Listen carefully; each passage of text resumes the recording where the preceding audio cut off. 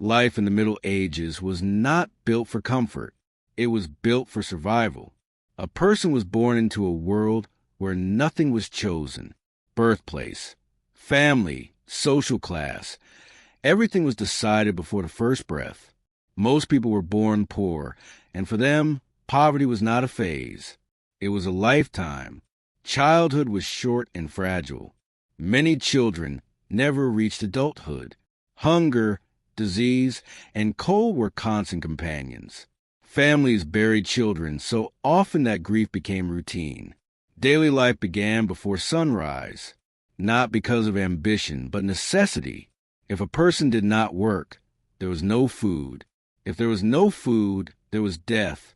Homes were small, dark, and filled with smoke. Animals lived close to people, spreading dirt and illness.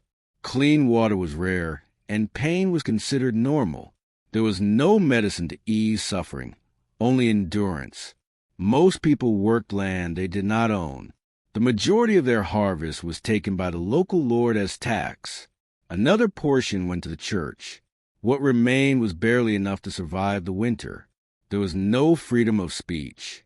Complaints led to punishment. Refusal meant violence. Resistance meant execution.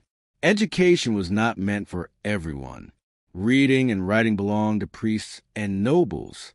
The rest of society was taught obedience, fear, and faith. The church played a central role in daily life. It promised salvation after death, while demanding submission in life. Fear of hell was a powerful tool of control. War was always close. Armies moved through villages without warning. Homes were burned, food was stolen, and civilians were left unprotected. There was no justice for the powerless. Travel was rare.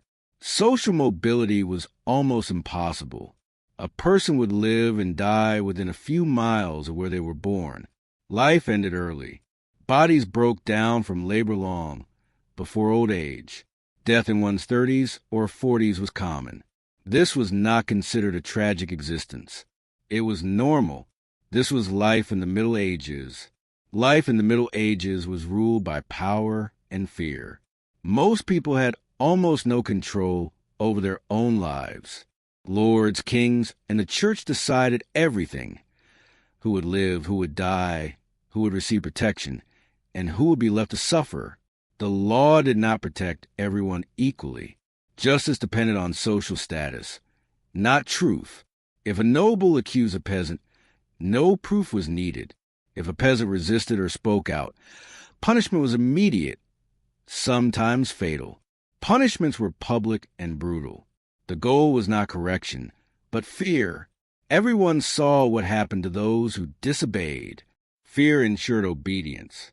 Education was rare and reserved for the clergy and the wealthy.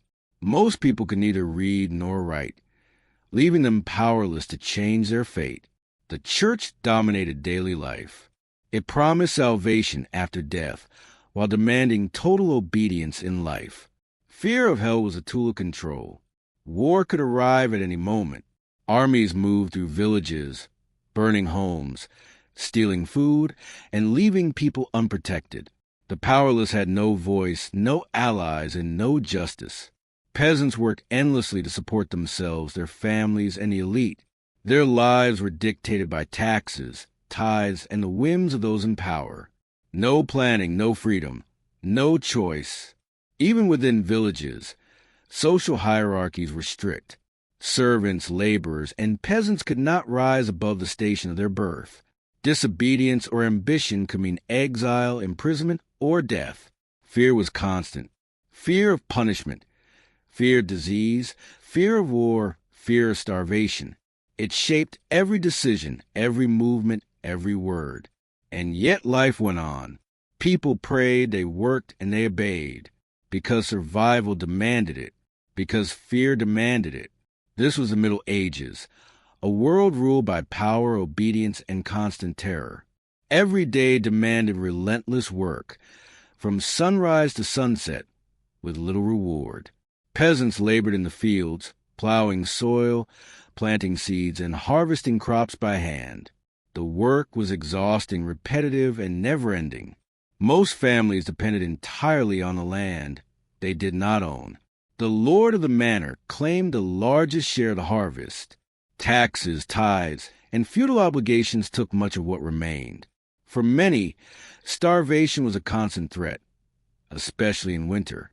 Living conditions were harsh. Houses were small, made of wood or mud, often with thatched roofs that leaked in the rain. Smoke from cooking fires filled the rooms. Animals were kept inside for warmth, spreading dirt and disease. Clean water was rare, and sanitation was almost non-existent. Illness and injury were common. There was no medicine for most diseases, no antibiotics, and no hospitals for peasants. Wounds had become infected and often led to death. The Black Death and other epidemics could wipe out entire villages. Disease was part of life, and survival was a daily gamble. Food was limited and monotonous. Bread, porridge, and occasional vegetables were staples. Meat was rare, usually reserved for the wealthy or special occasions. Hunger shaped every decision, every movement, every action. Work extended beyond the fields. Women carried water, prepared meals, tended animals, and cared for children. Men repaired tools, built fences, and performed manual labor dictated by the Lord. Even children contributed, working alongside adults from a very young age. Every task, no matter how small, was crucial for survival. There was no leisure, no entertainment, and no opportunity to change one's fate. Life was measured in toil, suffering, and obedience. The passage of seasons dictated life. Spring brought planting, summer, tending, autumn, harvest, and winter, survival. A single failed harvest could mean famine, disease, or death. Every family relied on the mercy of the land and the weather. Despite constant labor, fear, and hunger, life persisted. Communities survived through cooperation, prayer, and resilience.